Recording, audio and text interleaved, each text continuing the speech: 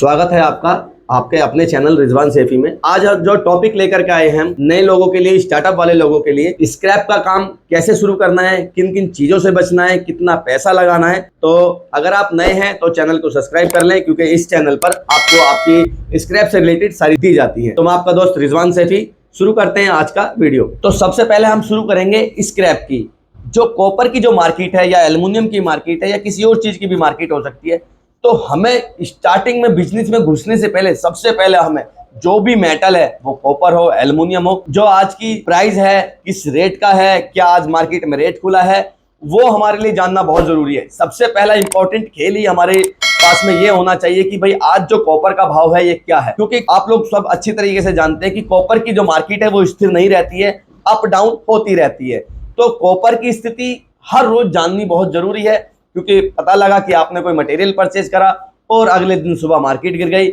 या आपने मटेरियल कल के प्राइस में खरीद लिया और आज सुबह मार्केट गिरी हुई थी, आपको पता नहीं लगा। मार्केट ज्यादातर वैसे तो थोड़ी बहुत अप डाउन होती है, लेकिन कभी कभी बहुत हैवी फ्लक्चुएशन मार देती है, 50 रुपए का, 30 रुपए का, 20 रुपए का, और ये हमें बहुत भारी नुकसान दे सकती है। क्योंकि एक क्वांटिटी होती है, अगर 1 टन की बात करो, 1 टन पे 20 रुपए पर केजी का मायने रखता है आपको बहुत गहरे गड्ढे में गिरने के लिए। तो सबसे ज्यादा इंपॉर्टेंट इस बिजनेस में शुरुआती है वो यही है कि हमें सबसे पहले पता होना चाहिए कि आज मार्केट का जो रेट क्या है। मार्केट के रेट के हिसाब से फिर हम लोग खरीदारी करते हैं स्क्रैप की। जो ये कॉपर स्क्रैप होता है, एल्युमिनियम हो सकता है, इस तरह की ये वायरिंग हो सकती है सारी की सारी। तो इस स्क्रैप को हमें जो परचेज करना है वो हमारे जो प्राइस हमें पता लगा है कि भाई आज कॉपर का 850 रुपए का रेट है, 845 रुपए का रेट है, ये हमें पता है। तो इसके हिसाब से आज हम स्क्रैप की परचेजिंग करेंगे, इसके हिसाब से हम आज मटेरियल परचेज करेंगे। मटेरियल में जो परचेजिंग होती है, दूसरा पार्ट रिकवरी आता है। काफी वीडियो में बोलता हूं, हर बार बोलता हूं, रिकवरी भी एक इंपॉर्टेंट हिस्सा है। पिछले वीक में मैंने इसके ऊपर वीडियो डाला था, आप प्लेलिस्ट में जाकर के आपको मिल भी जाएगा। तो रिकवरी के अकॉर्डिंग फिर हमने मटेरियल परचेज करना है। जो नए स्टार्टअप वाले लोग होते हैं उनके लिए इंपॉर्टेंट चीज है कि रिकवरी को समझना, प्राइस को समझना, मटेरियल लेते वक्त हमें क्या क्या देखना, ये सब चीज समझना कि कौन सा मटेरियल दड़ा हो सकता है, कौन सा मटेरियल हाई रिकवरी का हो सकता है, और मिनिमम रिकवरी क्या हो सकती है, मैक्सिमम रिकवरी क्या हो सकती है। बहुत सारे लोगों के माइंड में क्या चलता है कि भाई इतने मोटे मोटे वायर है तो बहुत सारा मेटल निकलता होगा, या ये बारीक है तो इसमें क्या निकलेगा।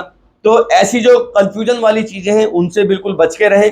स्क्रैप की मार्केट है, रिकवरी किसके अंदर क्या हो सकती है आप कभी भी आइडिया नहीं लगा सकते अगर आप नए हैं। अगर आप पुराने हैं तो आपको हर चीज का आइडिया ही होगा कि भाई किसके अंदर क्या रिकवरी निकलती है। बट रिकवरी इंपॉर्टेंट हिस्सा मार्केट में बना रहता है। एक तो पर डे का प्राइस और एक रिकवरी, ये दो इंपॉर्टेंट ऐसे हिस्से हैं। अगर आपको इसकी जानकारी नहीं है तो आप इस बिजनेस में इतना लॉस उठा जाएंगे कि कोई गारंटी नहीं हो। तो मैं आपको कुछ इस तरीके के मटेरियल भी दिखाऊंगा। जैसे कुछ इस तरीके के मटेरियल हैं, इनको हम हाउस वायरिंग बोल देते हैं। ये लो रिकवरी और हाई रिकवरी दोनों के बीच का मटेरियल होता है।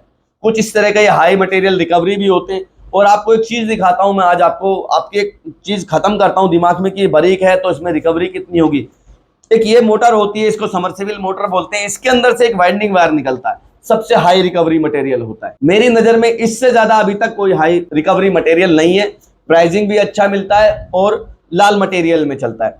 अच्छा, अब कॉपर की जो हम बात कर रहे थे कि भाई कॉपर का आपको प्राइस पता करना है, तो आज हमने जब मार्केट में कॉपर का प्राइस पता कर लिया, तो अब हमें मार्केट में जब हम मटेरियल लेने जाते हैं तो हमें 2-3 चीजें और समझनी होती है बहुत अच्छे से। कुछ मटेरियल लाल कैटेगरी में चले जाते हैं, कुछ मटेरियल कलैया की कैटेगरी में चले जाते हैं, कुछ मटेरियल स्क्रैप की कैटेगरी में चले जाते हैं। हमारे दिल्ली में इनको 3 से 4 कैटेगरी में बांटा जाता है। बाकी ऑल ओवर इंडिया की अगर मैं बात करूं तो इनको अलग अलग तरीके से देखा जाता है। तो कुछ मटेरियल का अलग प्राइस होता है, कुछ का उससे थोड़ा और नीचे होता है, कुछ का उससे नीचे होता है, कुछ का और नीचे हो जाता है। जैसे कि मैं बात करूं, ये मिलबेरी मटेरियल है, ये कॉपर का जो मार्केट चलता है उससे प्लस में ही ये चलता है हमेशा से। कुछ एक ये मटेरियल है, ये इसको कलैया भी बोल देते हैं, जैसे कूलर पंखों के अंदर से निकलता है, तो ये कलैया में चला जाता है, ये लाल से ऊपर होता है। कुछ जैसे आप ये देख रहे हैं एसी के पाइप वगैरह हो गए, कुछ पत्तियां इस तरह की हो गई, ये स्क्रैप में जाती हैं। ये लाल और कलैया के बीच का मटेरियल है। अब बात करते हैं इस चूरे मटेरियल की, ये कोबरा बोल देते हैं इसको, कोबरा वाला मटेरियल होता है।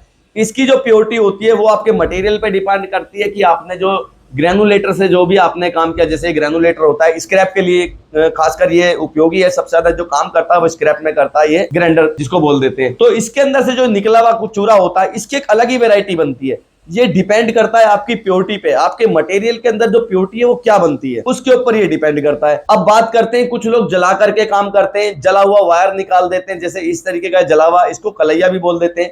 ये कूलर पंखे की जो किट से कॉपर निकलता है ये इस कैटेगरी में चलता है। ये भी डिपेंड करता है किस तरीके का जला हुआ है, कितना इसके अंदर प्लास्टिक लगा हुआ है।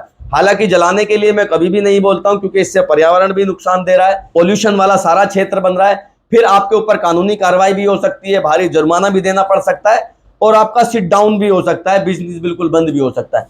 तो जलाने की जो स्थिति है या फूंकने वाले जो काम है, मैं कभी भी नहीं बोलता हूं कि आप इस तरीके के काम करो, क्योंकि ऑलरेडी आजकल इस टाइप की मशीनें अपनी आ चुकी हैं मार्केट में। पिछले 8 सालों से आपका बहुत प्यार सहयोग मिल रहा है, मशीनें हम रेगुलर बना रहे हैं, अपडेट कर रहे हैं इन मशीनों को। तो आपके जो काम की हैं, ये छोटी मशीन भी हो सकती है, इससे लेकर के ये सारे के सारे double cut, single cut, granulator, ये सारे स्क्रैप से रिलेटेड मशीनें हैं और इनसे हम बहुत आसानी से रिसाइकलिंग कर सकते हैं।